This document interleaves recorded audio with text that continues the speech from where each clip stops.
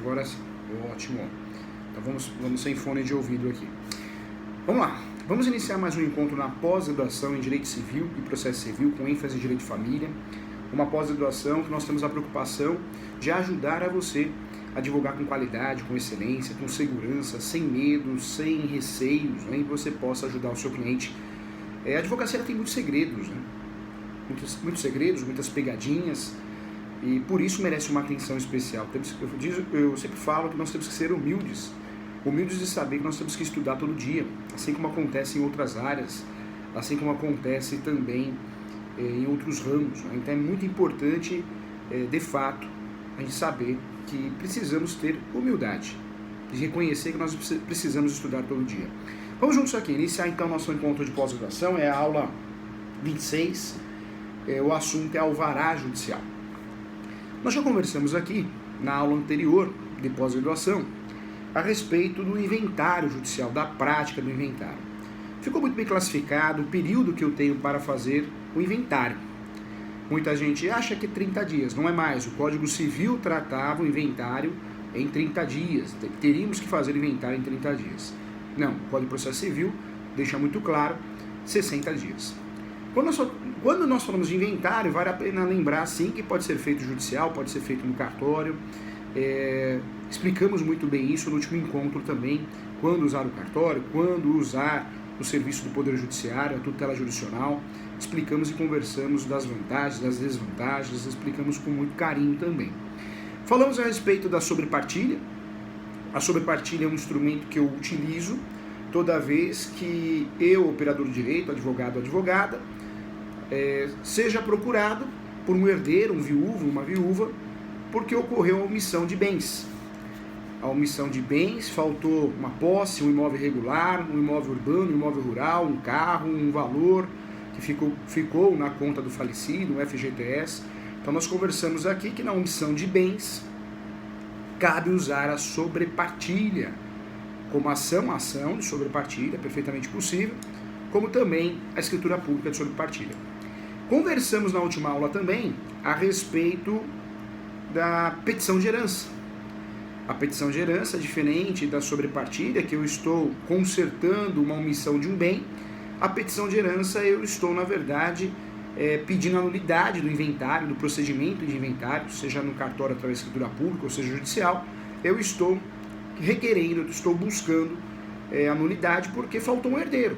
Um herdeiro não foi parte legítima da ação do procedimento de inventário. Então esse herdeiro, o meio que ele tem após o inventário, após o registro do formal de partilha, da escritura pública de inventário, o meio correto, o meio apto, é sim a petição de herança. Nós conversamos aqui sobre o prazo, o período, então também foi um assunto muito bacana. Esses assuntos foram estudados na última aula, com muito carinho, de forma muito prática. Mas nesse momento quero bater um papo com você a respeito da alvará judicial, que tem conexão com o assunto inventário, tem tudo a ver. Apesar da aula ser específica de alvará judicial, é um assunto conexo, né, ao inventário. Por quê? As dúvidas são: quanto cobrar numa medida de alvará judicial? O que é uma alvará judicial? Quando utilizar alvará judicial? Então nós vamos, nessa aula, nesse encontro de pós-graduação, nós vamos sanar todas essas dúvidas para que você, advogado, advogada, tenha condições de ajudar o seu cliente, não cometer erros, né, e de fato sanar dúvidas importantes. E é sim uma ação prática, uma ação no dia a dia, não é uma ação teórica, como a gente enxerga os writs constitucionais, né? Habeas datas. Quem fez um habeas datas? Existe, claro. Mas é muito difícil o advogado, a advogada fazer uma habeas datas, uma ação civil pública, uma ação civil, ações, writs constitucionais. São ações lindas para concurso, muitas vezes para OB, mas na prática a gente não usa, né? Até usa, mas não usa com constância. Alvará judicial, sim. É uma ação que tem que estar na ponta da língua, porque é uma ação fundamental para que possamos, de fato, conseguir consertar erros, ajudar nosso cliente na área do direito de família, na área do direito das sucessões. É uma ação que todo advogado civil, civilista, de família, de direito imobiliário tem que saber, tem que dominar. Quando usar, o porquê usar, a legitimidade e os segredos, né? O pulo do gato. Então é isso que nós vamos tratar na nossa pós-graduação. Vamos lá.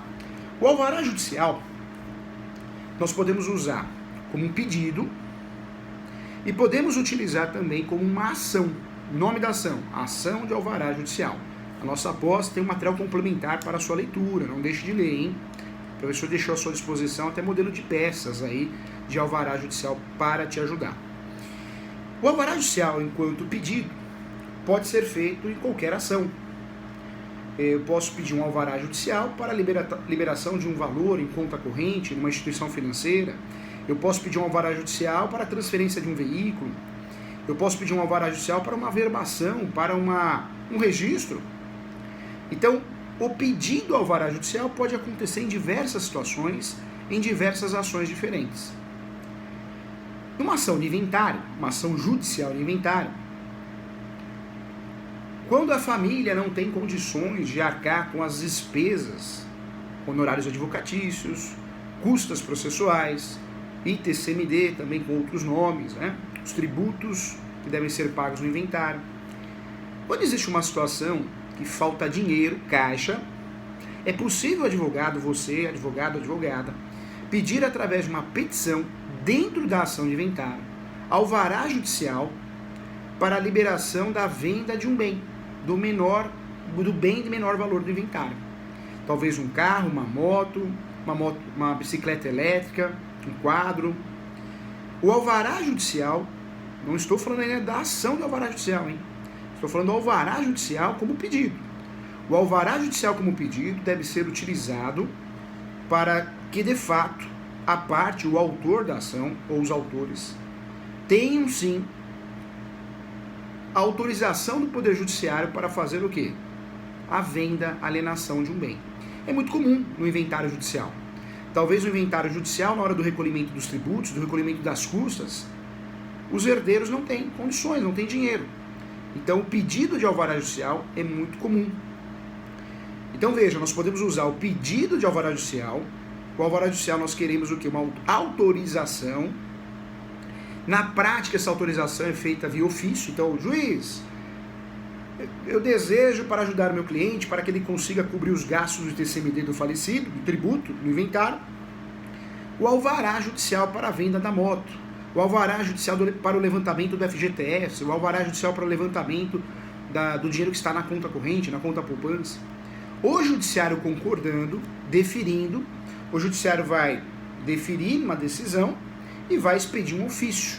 A parte, através do seu advogado, você, advogado, advogada, hoje o processo é digital, vai imprimir esse ofício, entregar para o cliente, ele vem autenticado, processo é digital, e aí o seu cliente, ele leva no banco, na instituição financeira, leva no Detran para fazer a transmissão do veículo, no caso da compra e venda de veículo, objeto de inventário, de moto, né, carro, os bens de valores menores, ou de menor valor.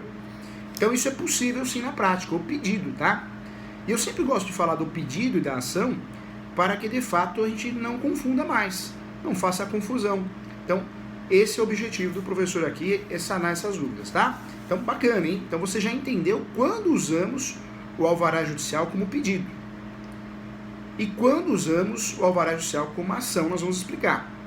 Como pedido, dentro de uma ação. Estou usando o aproveitamento, o princípio da cooperação do Código de Processo Civil, eu estou usando a ação em andamento. Isso é muito parecido com a ação de missão de posse. Eu não tenho a ação de missão da posse, que inclusive é uma ação petitória, não processória. A ação de missão da posse pode ser uma ação de missão da posse, mas eu posso usar também como pedido. Quando eu peço, dentro de uma ação, seja uma ação processória, uma ação reivindicatória, olha, eu quero entrar no imóvel. Esse pedido ele tem nome, missão da posse. Então nós temos a ação de missão da posse e temos o pedido de missão da posse. O mesmo acontece aqui. Alvará judicial como ação e o pedido de alvará judicial como pedido dentro de uma ação, dentro de uma demanda judicial. Tá? Então, ponto importante, ponto relevante aqui. Vamos lá.